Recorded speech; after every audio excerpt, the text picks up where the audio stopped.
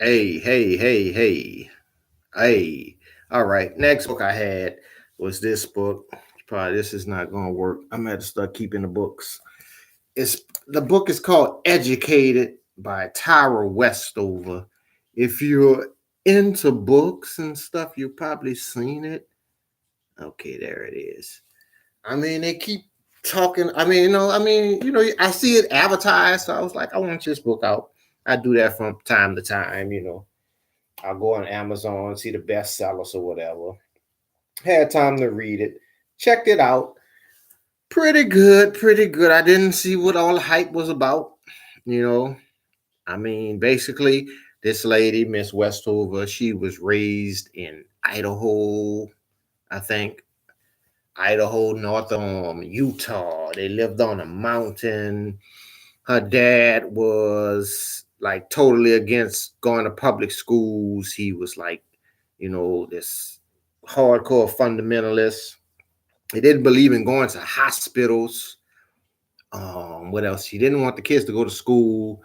He was one of these survivalists where he was saving all kind of fuel and food and all because he was thinking that the rapture or the end of the world was coming or whatever. And which is his prerogative. I don't have nothing against anybody that believed that. I kind of I kind of can relate to her upbringing because my father was a fundamentalist.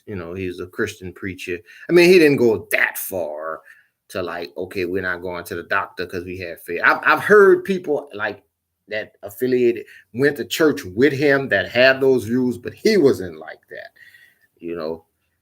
And her father was just like he would criticize the people in the church, basically they weren't holy enough or whatever. So I kind of get that.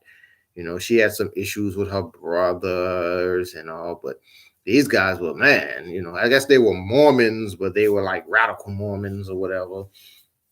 But he was hardcore. Every once in a while when I was growing up, I would meet somebody, and I guess like going to church. From what I remember of going to church, that's how it was. It was like I'm more spiritual than you. It was like it was always this competition with some of them, not all of them, but with some of them, it was this competition. There was this guy I used to go to my dad's church, and he used to tell the women they shouldn't wear makeup and all. And then women was about to whip his ass. Forgot his name, but some people could go so far, with the text, and it's just I understand her plight, but I still like her dad still has the right to do that. You just move on down the road somewhere when you get grown and everybody be happy. But she actually, I don't understand how, she's a pretty smart girl because she didn't go to high school or whatever.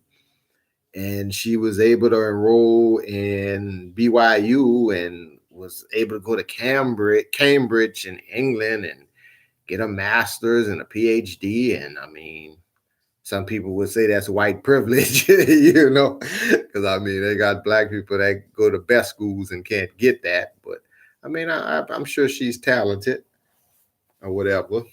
So the only thing I liked about the book, because it was like she was all over the place. The only thing I liked about the book is that I could kind of relate to it as far as the parents. Like I didn't have my mother. Her mother would follow the father, but she would still kind of be on her side. I didn't have that. It was like hardcore with us. So I don't know. It's not a book. If you want to read it, but it's not like I would say, oh, you got to read this. This is the book of the year. I learned a lot about that area of the country.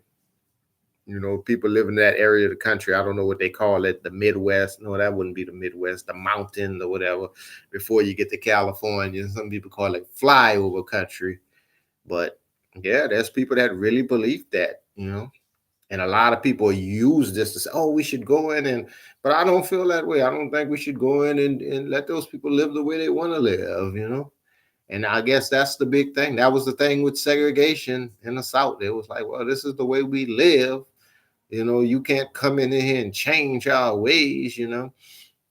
If the black folks didn't like it, they can leave or they can fight and we'll kill them. So, it's more complicated than I probably, could understand it. But, her father, he just, I think in a book, he got into this accident. He got burned. And the mother, like I say, he did not believe in going to hospital. So the mother fixed up this stuff and basically helped him, and then she started getting money off of selling the ointments. And he was like, see, God put me through that. And who's to say he's wrong?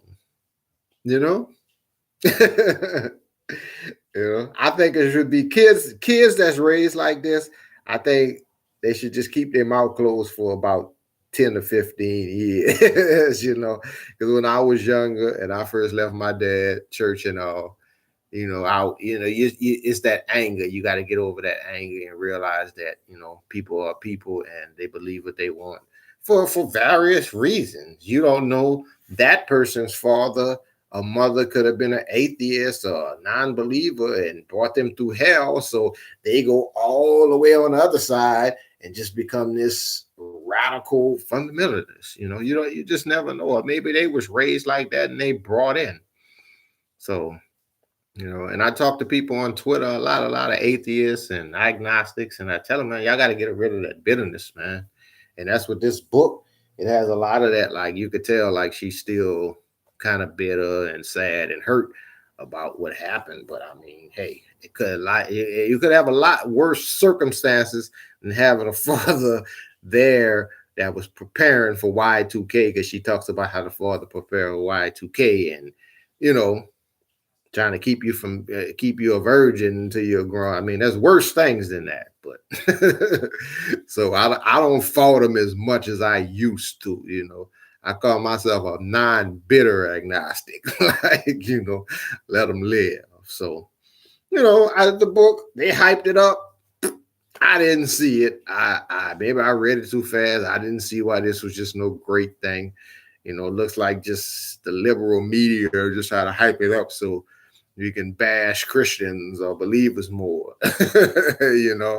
Seems like that's the thing now. So I don't know. So that was that. Got these other books. Been checking this out. More hype. I'm gonna recheck this one out. April. This one I've been hearing a lot about. I'm gonna start this one today, where the Crawdad sings, and this one, Maid. And they talk about this lady. She was a maid and how she worked her way up. And she talks about, from what I read, the opening, I haven't read it yet, but she talks about how we should view the working class in this country, not as just, non-entities, but people that are, people. I think that's simple, but maybe it's more complicated for some people than it is. So that's about it. Been wanting to get back. I'm trying to start doing this more often, maybe once a week if I can. Just been kind of busy, but summertime's coming and it get kind of slower around here, so I'll be able to read more. So have a great weekend.